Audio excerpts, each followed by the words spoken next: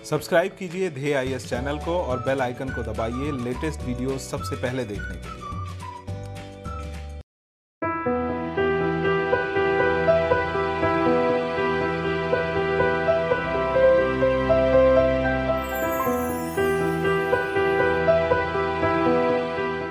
नमस्कार, मैं सुनील वर्मा ध्येय आईएएस टीम की ओर से आपका स्वागत करता हूं ध्येय टीवी पर।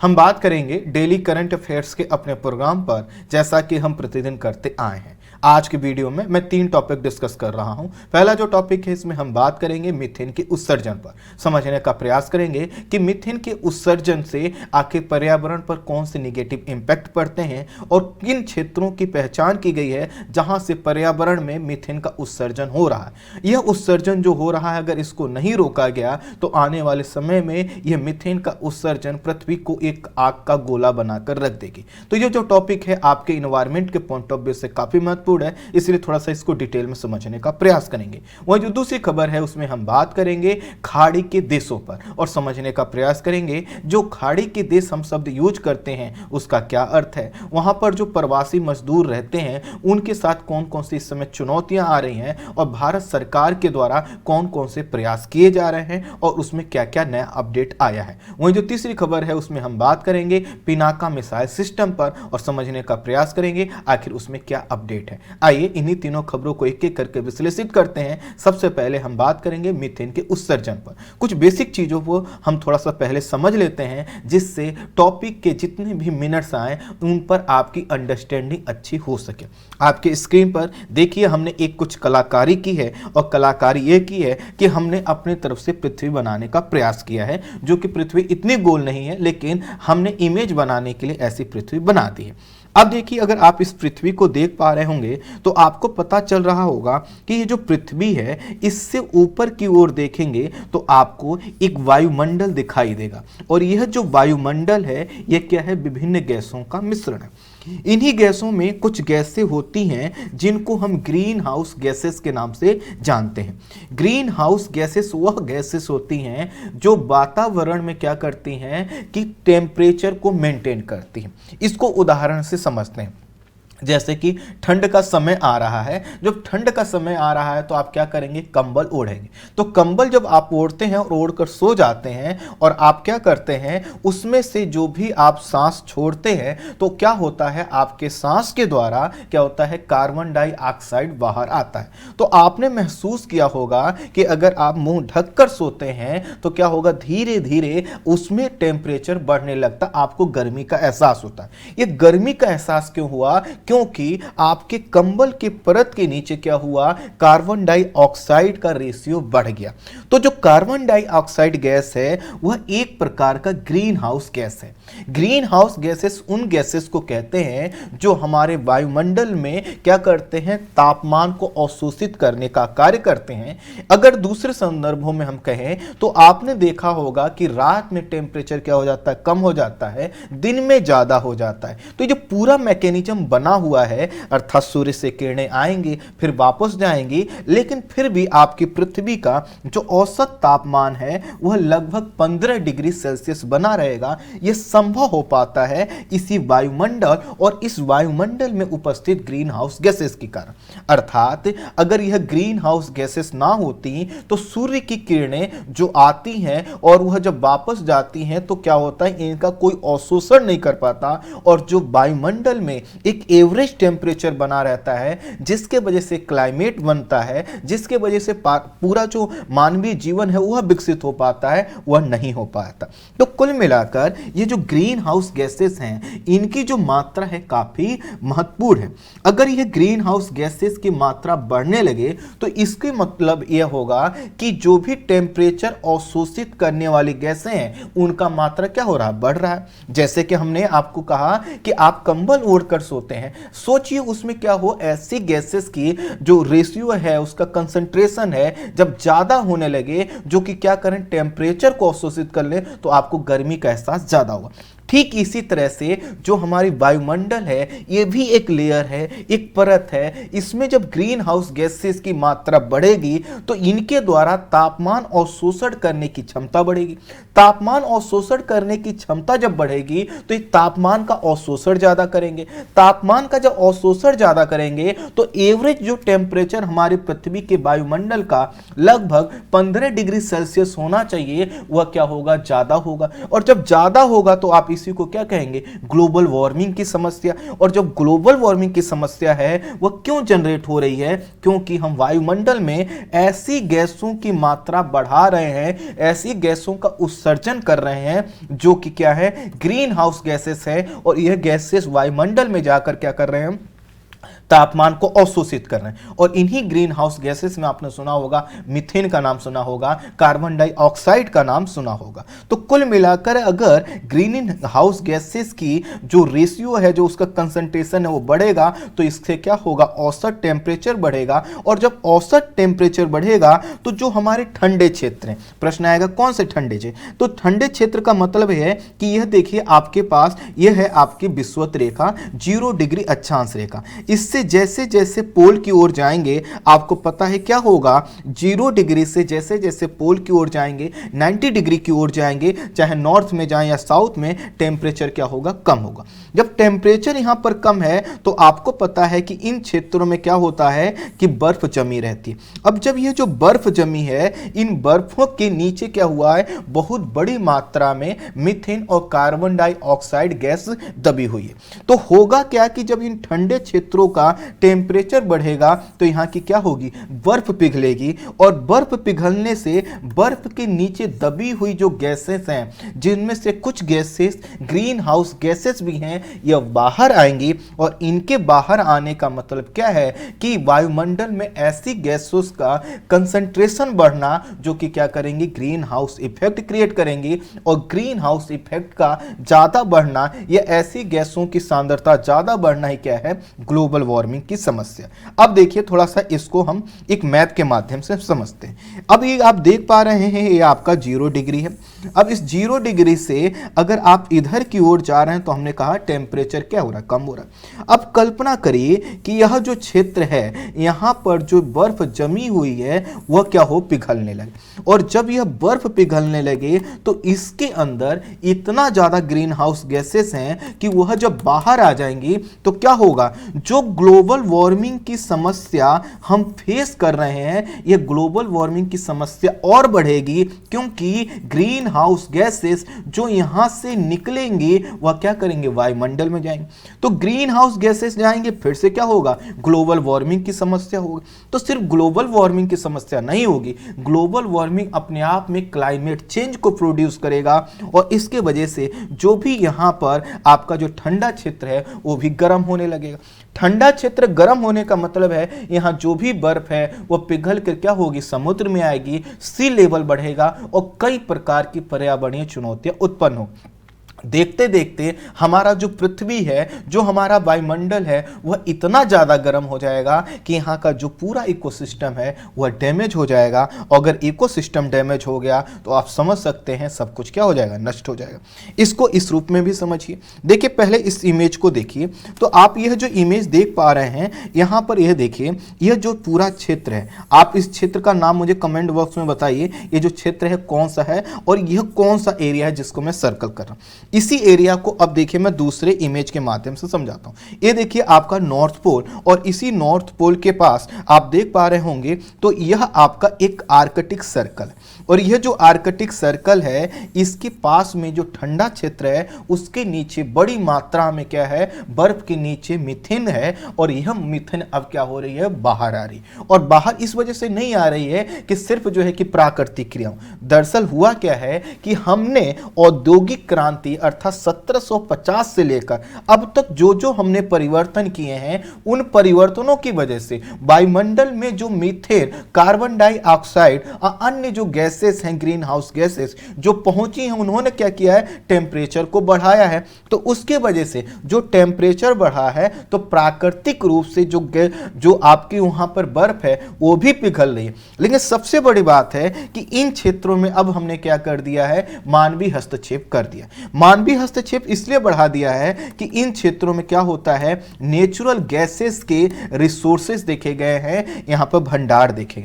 कई क्षेत्रों में यहां पर ऑयल मिलने की संभावना है, कई जगह यहां पर सेल जो गैस होती है, सेल गैस के मिलने की संभावना है, और इनके उत्सर्जन के, इनके हम निकालने के लिए जो हम ड्रिलिंग करते हैं या जो भी हम गतिविधियां अपनाते हैं, या जब हम इन चीजों को निकालते हैं तो इनके द्वारा क्या होता है, बहुत बड़ी मात्रा में मीथेन निकलकर वायुमंडल में आ रहा है।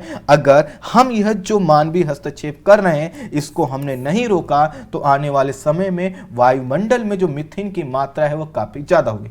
आपकी जानकारी के लिए बता दूं कि जो मीथेन का ग्रीन हाउस इफेक्ट है वह कार्बन डाइऑक्साइड से ज्यादा होता है, 25 से लेकर 28 गुना ज्यादा होता है। अर्थात एक CO2 का कण ले लीजिए और एक CH4 अर्थात मीथेन का कण ले लीजिए, तो जो CH4 अर्थात मीथेन का कण है यह CO2 के एक कण की तुलना में 25 से लेकर 28 गुना अधिक क्या करता है, ग्लोबल वार्मिंग इफेक्ट क्रिएट करता है, ग्रीन हाउस इफेक्ट क्रिएट करता है।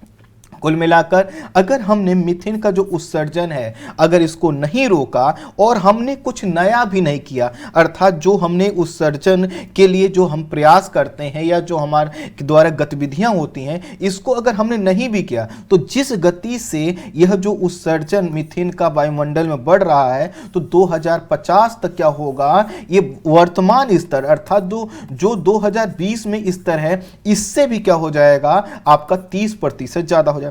आपके लिए जानकारी के लिए बता दूं कि 1750 से लेकर 2020 तक लगभग 150 से 250% क्या हुआ है, मीथेन की मात्रा वायुमंडल में ऑलरेडी बढ़ चुकी है। अब सोचिए अभी तक क्या हुआ है, 150 से लेकर 250% जो कि मात्रा इसकी बढ़ चुकी है, तो जब इसमें भी 30% की वृद्धि होगी तो वायुमंडल में मीथेन का रेशियो कितना ज्यादा होगा। और हो क्यों रहा है, क्योंकि उत्तरी अमेरिका में क्या हो रहा है, उत्तरी अमेरिका का जो क्षेत्र है, अलास्का से के पास वाला जो क्षेत्र है या फिर जो ग्रीनलैंड से लगा हुआ क्षेत्र है, जो वहां पर वेफिन आइलैंड है, हडसन की खाड़ी वाला जो क्षेत्र देख रहे हैं, उन उत्तरी क्षेत्रों में क्या हो रहा है, सेल गैस का खनन हो रहा है और उस खनन के माध्यम से क्या हो रहा है, मीथेन वापस बाहर आ रहा है। ठीक इसी तरह से इंडोनेशिया और ऑस्ट्रेलिया में इस समय कोयला खनन को बढ़ावा दिया जा रहा है और इससे भी क्या हो रहा है, मीथेन वापस जो है कि वायुमंडल में आ रहा है। जनसंख्या बढ़ रही है और जनसंख्या जब बढ़ रही है तो इसके द्वारा अपशिष्ट का उत्पादन ज्यादा किया जा रहा है और जो अपशिष्ट होता है इनके सड़ने गलने से भी क्या होता है, मीथेन निकलता है। तो ये था आपका ओवरव्यू। अब थोड़ा सा टेक्स्ट के माध्यम से हम इसको समझने का प्रयास करते हैं। ये देखिए हमारा प्यारा इंडिया है, यहां से अगर आप देखेंगे तो इन क्षेत्रों में हमें थोड़ा सा जानना है और यहाँ का चीजों को समझना है। तो कुल मिलाकर जब भी अब हम ये पूरा जो टॉपिक है हमारा इन्हीं क्षेत्रों से केंद्रित है, इसलिए थोड़ा सा ध्यान रखिएगा ये जो मैप हमने आपको दिखाया। बेसिक से हम स्टार्ट करते हैं। मीथेन जो है एक रंगहीन और गंधहीन गैस है जो ईंधन के रूप में प्रयोग की जाती है और ये प्राकृतिक गैस का मुख्य घटक है। अर्थात जब प्राकृतिक गैस आप लेते हैं, यूज करते हैं, तो उसमें क्या होता है, मीथेन होता है। मीथेन का जो रासायनिक सूत्र है वह CH4 होता है और ये सबसे साधारण प्रकार का हाइड्रोकार्बन है। सबसे साधारण प्रकार का हाइड्रोकार्बन होने का मतलब है कि इसकी जो ज्वलनशीलता है वह काफी अच्छी है, बहुत जल्दी आग पकड़ लेता है और इसके द्वारा जो टेम्परेचर दिया जाता है, जो ऊष्मा दी जाती है वह काफी अच्छी होती है। जब यह सतह और वातावरण में पहुंचता है तो इसे हम वायुमंडलीय मीथेन के रूप में जानते हैं। ये जो वायुमंडलीय मीथेन है इसकी बढ़ती हुई मात्रा किसी भी तरह से हमारे वायुमंडल के लिए ठीक नहीं मानी जाती। वायुमंडल में यह ग्रीन हाउस गैस के रूप में कार्य करता है, इसीलिए इसकी बढ़ती हुई जो मात्रा है, कंसंट्रेशन है, वह क्या करता है, ग्लोबल वार्मिंग का कारण बनता है। अब जैसा कि आपको पता है कि इस समय हमारी जरूरत के लिए प्राकृतिक गैस का उत्पादन हम खूब कर रहे हैं या फिर हम जो तेल का उत्पादन ज्यादा कर रहे हैं, कोयला का खनन हम ज्यादा कर रहे हैं और प्राकृतिक गैस और तेल के उत्पादन करने के दौरान, इनका प्रोसेसिंग करने का दौरान, इनके भंडारण करने के दौरान और इनको एक स्थान से दूसरे स्थान पर पहुंचाने के दौरान कई प्रकार के लीकेज होते हैं, कई प्रकार के मैकेनिज्म होती हैं, प्रक्रियाएं अपनाई जाती हैं और इन सब से क्या होता है, आपका मीथेन जो है कि वायुमंडल में पहुंच रहा है। औद्योगिक क्रांति से लेकर अब तक 150 से लेकर 250% तक जो है कि इसकी मात्रा में वृद्धि हो चुकी है और जैसा कि मैंने बताया अगर इसी दर से बढ़ती रही तो 2050 तक 30% और इसकी मात्रा बढ़ जाएगी। यह वायु की उपस्थिति में नीली लौ के साथ जलती है और जलते समय कार्बन डाइऑक्साइड और बड़ी मात्रा में ऊष्मा क्या करती है, प्रोड्यूस करती है। अर्थात जब यह जलेगा तो इससे क्या होगा, एक अन्य गैस निकलेगी जो कि खुद क्या है, एक ग्रीन हाउस गैस है और वह है कार्बन डाइऑक्साइड। अर्थात इसकी मात्रा बढ़ना और इसका मतलब है कि हम दो गैसों को एक साथ प्रोड्यूस कर रहे हैं और वह क्या है, कार्बन डाइऑक्साइड। मीथेन में कार्बन डाइऑक्साइड से 25 गुना अधिक वैश्विक ताप करने की क्षमता होती। यहां पर एक बहुत जेन्युइन प्रश्न आपसे है कि अगर मैं आपसे पूछूं कि जो मीथेन है जो वायुमंडल में उसके रहने की कैपेसिटी कितनी होती है, अर्थात अगर जो मीथेन है अर्थात CH4 है, इसके कण जब वायुमंडल में जाते हैं तो कितने समय तक वह ग्लोबल वार्मिंग के लिए या फिर ग्रीन हाउस इफेक्ट क्रिएट कर पाते हैं, ये आप मुझे बताइए। मुझे नहीं पता, इसलिए मैं आपसे पूछ रहा हूं कि आपको बताना है कि आखिर मीथेन के जो कण है वो वायुमंडल में कितने समय तक ग्रीन हाउस इफेक्ट क्रिएट करते हैं। कुल मिलाकर हमने ये समझा कि इसका जो कण है वो वायुमंडल में बहुत लंबे समय तक बने रहते हैं। इनके द्वारा जो ग्रीन हाउस इफेक्ट क्रिएट किया जाता है वो काफी ज्यादा है और इनका जो उत्सर्जन मैंने कहा कुछ जो है कि प्राकृतिक कारणों से भी होता है, कुछ मानवीय कारण। जैसे प्राकृतिक कारणों में अगर देखें तो आर्द्रभूमि जो क्षेत्र हैं वहां से भी क्या होता है, मीथेन का उत्सर्जन होता है। और बाकी जैसा कि मैंने बताया कि मानवीय कारणों से क्या होता है, इसका उत्सर्जन होता ही है। जैसे कि मैंने बताया कि प्राकृतिक तेल या गैस का जब उत्पादन करते हैं तो लीकेज कई प्रकार की हो जाती हैं। सेल गैस से जब हम खनन करते हैं तो उससे क्या होता है, कई प्रकार की लीकेज होती है। तो होता क्या है, जो झील है, तालाब है या जो आर्द्रभूमि क्षेत्र होते हैं उसमें क्या होता है, कुछ ऐसे जीव होते हैं जो कि क्या करते हैं, एनारोबिक जो है कि ऑक्सीडेशन करते हैं। एनारोबिक का मतलब है कि जो ऑक्सीजन की अनुपस्थिति में जो वो अपघटन की क्रिया करते हैं। अपघटन को आसान शब्दों में समझिए कि आपने क्या किया, कुछ प्रदूषण फैला दिया किसमें, झील में, तालाब में, किसी आर्द्रभूमि वाले क्षेत्र में। अब उसमें क्या है, जो प्रदूषण है तो उसके जो अपघटक जीव हैं, छोटे छोटे जीव हैं जो उसको क्या करते हैं, अपघटित करके जल को शुद्ध करते हैं। तो क्या होता है, कई बार देखा गया है कि जब उसमें क्या होता है, ऑक्सीजन का लेवल कम होता है। आपने यूट्रोफिकेशन अर्थात सुपोषण सुना होगा,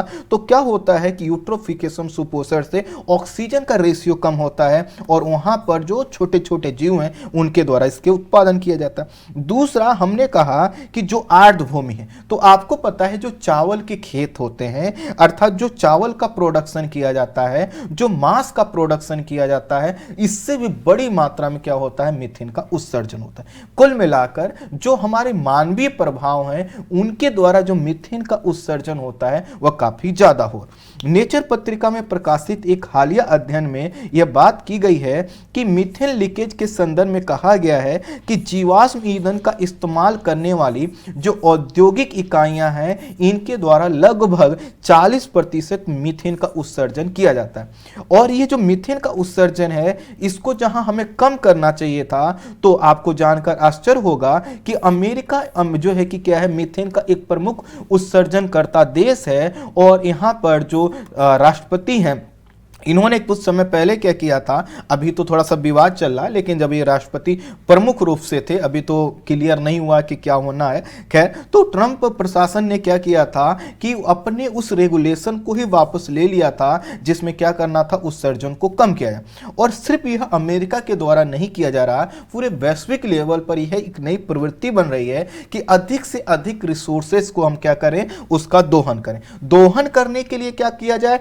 उन क्षेत्रों में खनन किया जाए जहां पे खनन नहीं हो रहा था। और वह क्षेत्र है आर्कटिक सर्कल के पास वाले क्षेत्र, वह ठंडे क्षेत्र जहां के बर्फ के नीचे कई प्रकार के रिसोर्स हैं और उन्हीं रिसोर्स में बर्फ के नीचे दबा हुआ है आपका मीथेन और उसको निकालने का प्रयास किया जा रहा है। एक मोटे अनुमान के मुताबिक दुनिया के कुल ग्रीन हाउस गैसेस में लगभग 14% जो उत्सर्जन होता है ग्रीन हाउस का, वह जानवरों के द्वारा होता है। और जानवरों के द्वारा जो ग्रीन हाउस इफेक्ट क्रिएट किया जाता है उसमें दो गैसेस होता है, एक होता है नाइट्रस ऑक्साइड और दूसरा होता है मीथेन। जैसे आपको पता है कि जो जुगाली करने वाले जीव हैं उनके द्वारा बड़े मात्रा में क्या हुआ था, इनका उत्सर्जन किया जाता है। जैसा कि मैंने आपको बताया कि चावल और मांस के प्रोडक्शन में क्या होगा कि चावल के लिए आप क्या करेंगे, खेत का निर्माण करेंगे, आर्द्र भूमि बनाएंगे, क्योंकि चावल ज्यादा पानी चाहिए होता है, तो इससे भी क्या होगा, मीथेन का उत्सर्जन होगा।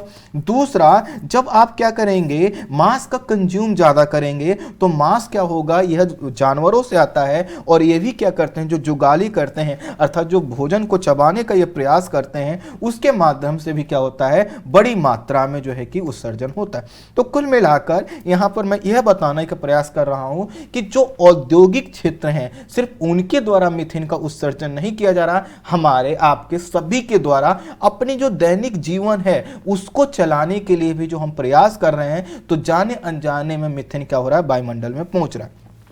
इसके साथ साथ जो महासागर हैं और जो आर्कटिक बर्फ है उसके नीचे हमने बताया कि बड़ी मात्रा में मीथेन दबी हुई है और इस मीथेन को नाम दिया जाता है मीथेन हाइड्रेट। तो मीथेन हाइड्रेट क्या है, एक ठोस के रूप में, एक क्रिस्टल के रूप में, बर्फ के क्रिस्टल के रूप में होती है। और इन बर्फ के क्रिस्टल को अगर आप निकालते हैं, जैसे कि मैं कहूं कि आप क्या करिए, आर्कटिक सर्किल वाले क्षेत्र में जाइए और आर्कटिक सर्किल वाले क्षेत्र में लगभग कुछ गहराई से क्या करिए, ऐसे बर्फ को निकालिए जिसमें मीथेन का रेशियो है, तो इसको कहेंगे ये मीथेन हाइड्रेट है। और यह बर्फ क्या होगा, जिससे इसको माचिस लगाएंगे तुरंत जलने लगेगा, क्योंकि इस बर्फ में बड़ी मात्रा में क्या हुआ है, आपका मीथेन इसके साथ जुड़ा हुआ है। हाल ही में स्वीडन और रूस के साझा नेतृत्व में बने वैज्ञानिकों के एक समूह ने, एक दल ने जो है कि आर्कटिक क्षेत्र के पूर्वी साइबेरिया जो सागर का तट है, इसके निकट मीथेन गैस के रिसाव का पता लगाया है। अब ये कौन सा क्षेत्र है, इसको थोड़ा सा मैप पर देख लीजिए। यह देखिए आपका यह जो क्षेत्र है, आप देख पा रहे होंगे, यह जो कारा सागर का क्षेत्र है, यहीं पर लैपटॉप से वो सी वाला जो क्षेत्र है, तो यहां पर इन्होंने क्या किया है, एक नए उत्सर्जन क्षेत्र का पता लगाया है। और यह जो पता लगाया है, यह कहा गया है कि यहां पर जो उत्सर्जन हो रहा है उसको अगर तुरंत नहीं रोका गया तो आने वाले समय में यहां से इतना ज्यादा उत्सर्जन हो जाएगा कि हम उसको कंट्रोल नहीं कर पाएंगे। क्योंकि अभी तो हम मानवीय प्रयासों से उसको रोक सकते हैं, उन कारणों का पता लगा सकते हैं जिससे ये रिसाव हो रहा है, लेकिन अगर यह सतत रूप से चलता रहा तो इस रिसाव को हम कंट्रोल नहीं कर पाएंगे। आर्कटिक क्षेत्र का जो हमने दिखाया, आर्कटिक क्षेत्र के उत्तरी ढलान के तलछट में बड़ी मात्रा में, जैसा कि हमने बताया, मीथेन जमी हुई है। और उसके रिसाव की बात ये पहली बार नहीं की जा रही जो अभी की गई, पहले से की जा रही, लेकिन हो क्या रहा था, हम इस पर ध्यान नहीं दे रहे थे। और उन्होंने अब कहा है कि अब ये जो रिसाव है बड़ी मात्रा में हो रहा है, और बड़ी मात्रा में इसलिए हो रहा है क्योंकि वहां का जो वायुमंडल है उसमें सामान्य स्थिति की तुलना में 4 से लेकर 8 गुना अर्थात 4 से लेकर 8 टाइम अधिक तक क्या हो चुका है, वायुमंडल में मीथेन का रेशियो बढ़ चुका है। वायुमंडल में इतना ज्यादा मीथेन का रेशियो उस क्षेत्र में बढ़ना ज्यादा चुनौतीपूर्ण है। इसलिए ज्यादा चुनौतीपूर्ण है, आपको एक चीज हम बता रहे हैं कि जैसे जैसे आप इक्वेटर से पोल की ओर जाते हैं तो जो वायुमंडल की सघनता है या जो वायुमंडल है वो क्या होता है, पृथ्वी के करीब आता है। वायुमंडल की जो मोटाई है वो क्या होती है, कम होती। आपने सुना होगा कि जो क्षोभ मंडल है वह इक्वेटर पर क्या होगा, लगभग 18 किलोमीटर की ऊंचाई तक रहता है, लेकिन वही क्षोभ मंडल जब आप पोल की ओर देखेंगे तो आपको 8 से 9 किलोमीटर की ऊंचाई पर, अर्थात वहां पर जो वायुमंडल है नीचे है। और नीचे इस वजह से क्योंकि टेम्परेचर वहां पर क्या है, कम है। आपको पता है टेम्परेचर जितना ज्यादा होगा वायुमंडल वह ऊपर ना ही क्या होगा, ऊपर होगा। एक अलग कॉन्सेप्ट है, लेकिन जो लोग ज्योग्राफी पढ़े होंगे, इन्वायरमेंट पढ़े होंगे, उनको ये पता हो। तो कुल मिलाकर यह कहा गया अध्ययन में कि यहां पर यह देखा गया है कि जो मीथेन गैस के बुलबुले पानी के साथ क्या कर रहे हैं, यहां पर मिल रहे हैं और बड़ी मात्रा में वहां पर रिसाव हो रहा है। अर्थात जो पानी है उसमें बुलबुले के रूप में क्या हो रहा है, मीथेन तेजी से निकल रहा है और इसके वजह से 4 से लेकर 8 गुना अधिक क्या हो चुका है, यहां पर रिसाव हो चुका है। और यह कहा गया है कि जो लैप्टेव सागर है यहाँ पर 350 मीटर की गहराई में उच्च स्तर का जो मीथेन है वो मिलता है और इसकी जो सांद्रता है वह क्या हो चुकी है, ज़्यादा बढ़ चुकी है। इस तरह यह जो क्षेत्र है यहाँ पर जो अभी नए अध्ययन आए हुए बताते हैं कि अगर हमने इस प्रयास को या फिर यहाँ पर जो हो रहे रिसाव को नहीं रोका तो आने वाले समय में कई प्रकार की चुनौतियां हो जाती। इसीलिए वैज्ञानिकों ने वैश्विक एकजुटता की अपील की है और साथ ही साथ इसके समाधान के संदर्भ में चिंता की। कुछ समय पहले ही द यूनाइटेड स्टेट्स जियोलॉजिकल सर्वे ने अप्रत्याशित जलवायु परिवर्तन के लिए जो आर्कटिक के हाइड्रेट्स की अस्थिरता को 4 सबसे गंभीर स्थितियों और चुनौतियों से एक माना था। अर्थात इनसे पूछा गया कि जो जलवायु परिवर्तन है उसके लिए सबसे बड़ी चुनौती क्या है, कैसे हम जलवायु परिवर्तन को रोक सकते हैं। तो यह जो अभी जहां से रिसाव हो रहा है, यह जो बर्फ के नीचे दबा हुआ मीथेन हाइड्रेट्स है, इसको एक चुनौती बन रहा था। इसलिए बताया था क्योंकि मानवीय हस्तक्षेप बढ़ रहा है, प्राकृतिक क्रियाओं के कारण क्या हो रहा है, यहां पर जो बर्फ है पिघल रही है और यह इस वजह से पिघल रही है क्योंकि हमने टेम्परेचर को ज्यादा बढ़ा दिया है। कुछ समय पहले अलास्का और उसके जो समीपवर्ती क्षेत्र हैं वहां पर अमेरिका और जापान द्वारा इसी प्रकार के रिसाव की खोज की गई थी और खोज वह तब की गई थी जब क्या हुआ था कि वहां पर खनिजों के निष्कर्षण का प्रयास किया जा रहा था और खनिजों के निष्कर्षण में वृद्धि होने के कारण रिसाव में क्या हुआ है, वृद्धि हुई है। ग्लोबल वार्मिंग की वजह से पिघलते बर्फ के नीचे जो दबी हुई मीथेन है वह वायुमंडल में अपने आप बाहर आ रही है। तो साथ ही साथ अभी इन क्षेत्रों में जो नए रिसाव का पता लगाया गया है वह यह बताते हैं कि आने वाले समय यह जो क्षेत्र हैं काफी ज्यादा जटिल हो सकते हैं। यहाँ पे यह ध्यान देने योग्य है कि आर्कटिक क्षेत्र का जो तापमान है वह वैश्विक औसत की तुलना में 2 गुना अधिक तीव्र गति से बढ़ रहा है। अर्थात उस क्षेत्र का तापमान इतनी तेजी से बढ़ रहा है जहां पर मीथेन और कार्बन डाइऑक्साइड दबा हुआ है। इसी वर्ष जनवरी से जून के बीच साइबेरिया के तापमान में 5 डिग्री सेल्सियस से अधिक की वृद्धि देखी गई। अर्थात जो औसत टेम्परेचर होता है उससे इतनी ज़्यादा वृद्धि देखी।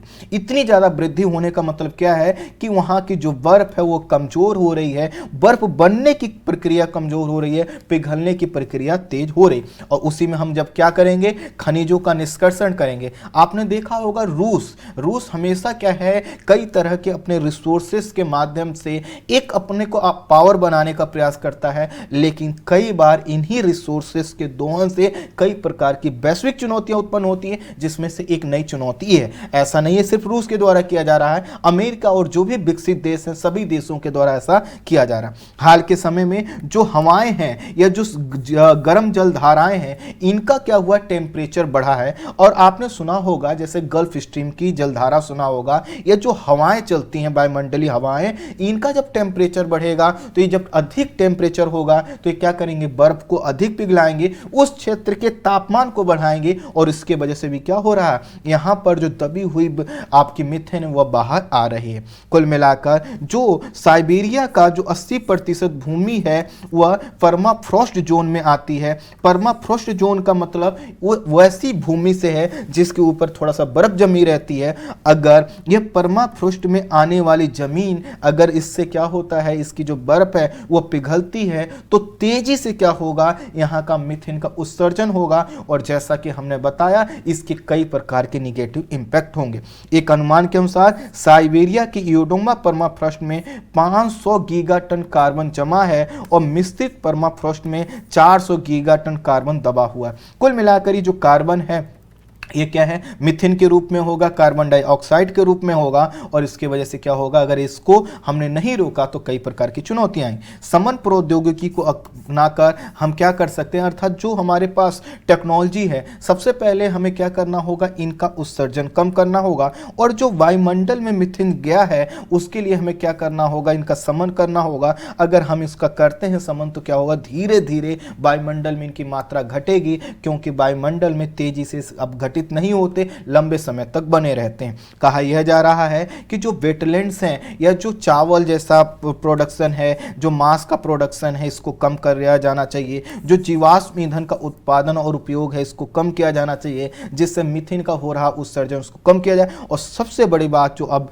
सामने आ रही है कि जो ये आर्कटिक सर्कल वाले क्षेत्र हैं यहाँ पर खनिजों के दोहन की एक दौड़ प्रारंभ ना की जाए, क्योंकि यह जो दौड़ है खनिजों के दोहन की जाएगी ये क्या करेगी, काफ़ी पूरे विश्व के लिए चुनौती उत्पन्न कर सकती है, क्योंकि एक बार वायुमंडल में अगर मीथेन इतनी बड़ी मात्रा में पहुंच गया तो आने वाले समय में जो हम लू जैसी घटनाएं देखते हैं, क्लाइमेट चेंज जैसी घटनाएं देखते हैं, आपका जो है कि साइक्लोन की कंडीशन देखते हैं, ये सभी चीज़ें अभी एक्सट्रीम लेवल पर आ जाएंगी। आई होप आप समझ पाए होंगे मीथेन की चुनौती। अब हम बात करते हैं खाड़ी क्षेत्र का भारतीय महत्व और देखते हैं आखिर क्यों चर्चा में बना हुआ है।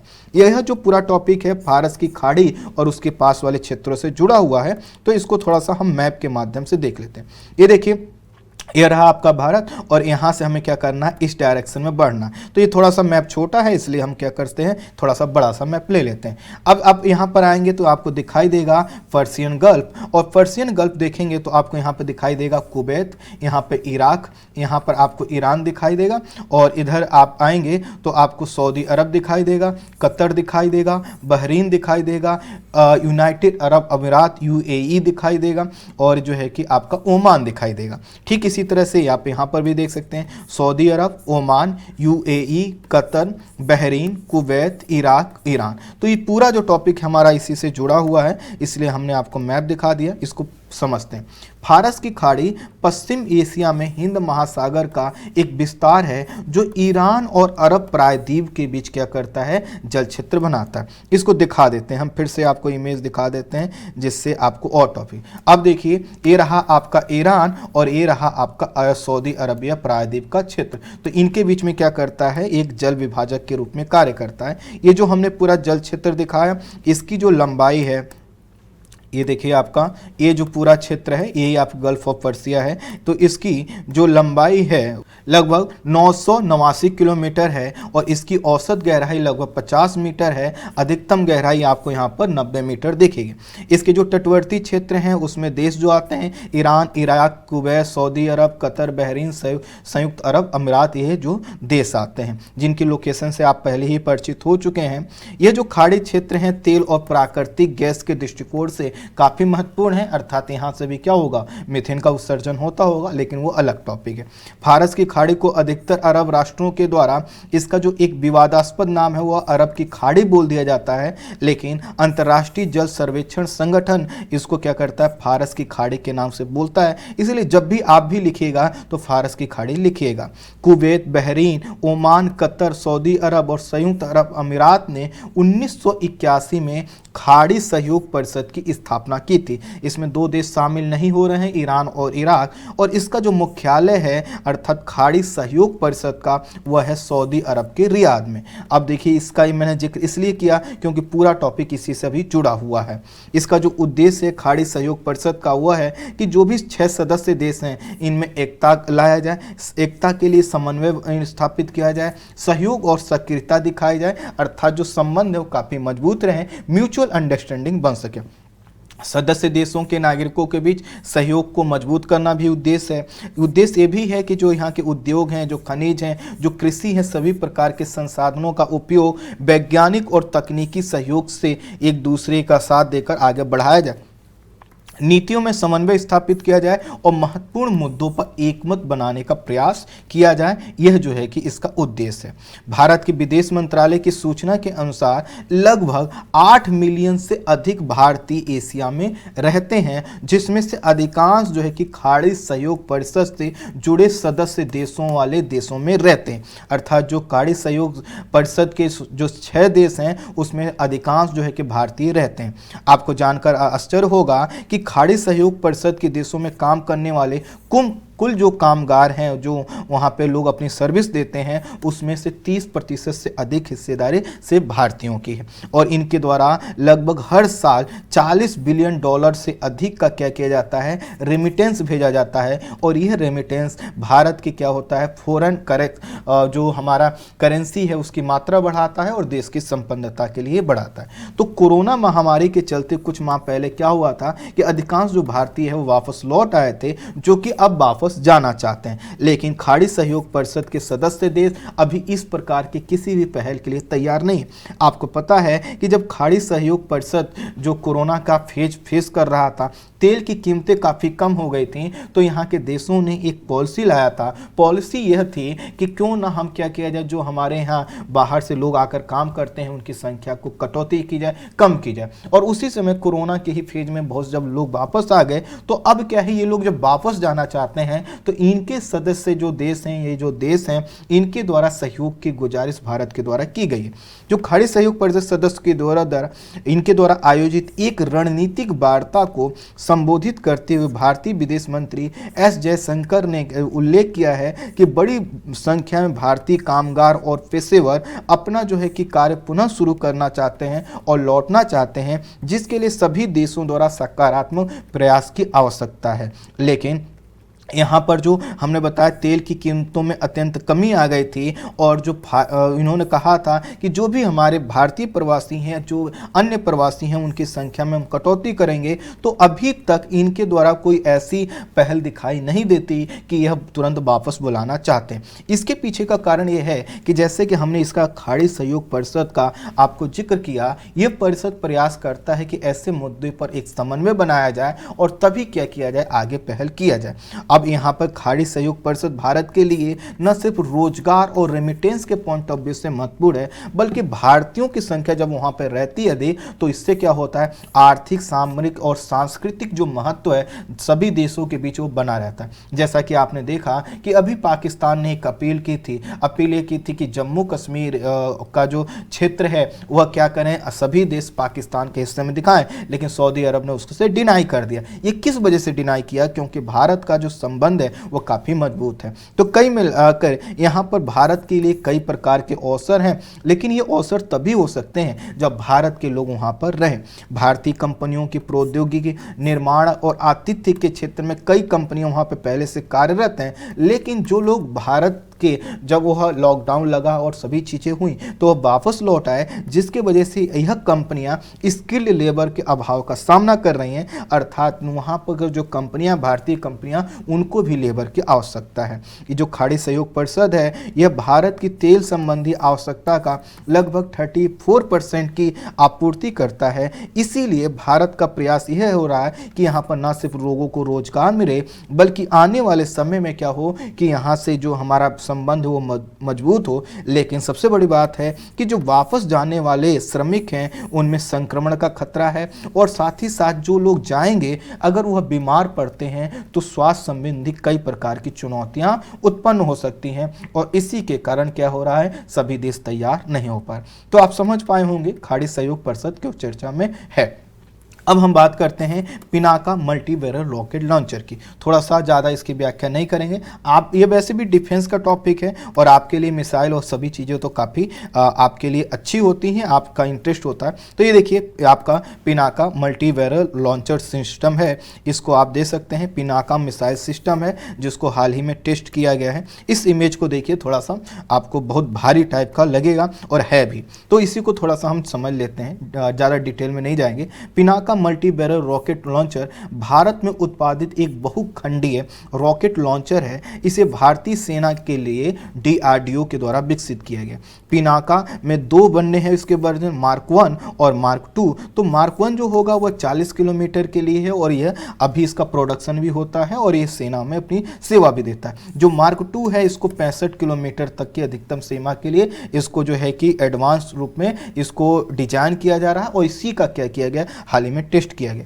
यह जो Pinaka multi barrel rocket launcher है ये 44 सेकंड में ही 12 उच्च विस्फोटक रॉकेट लॉन्च कर सकता है और अपने जो टारगेट है उसको ध्वस्त कर सकता है। इसने क्या किया था, पिनाका ने कारगिल युद्ध के दौरान भी अपनी सेवा दी थी और जो हमारे माउंटेन्स थे, जो चोटियां थी, उस पर जो बैठे हुए दुश्मन थे उनको न सिर्फ वापस खदेड़ा था बल्कि उन सभी क्षेत्रों को क्या किया था, वापस जो है कि भारत में मिलवाया था। तो कुल मिलाकर इसका यूज भी हम कर सकें।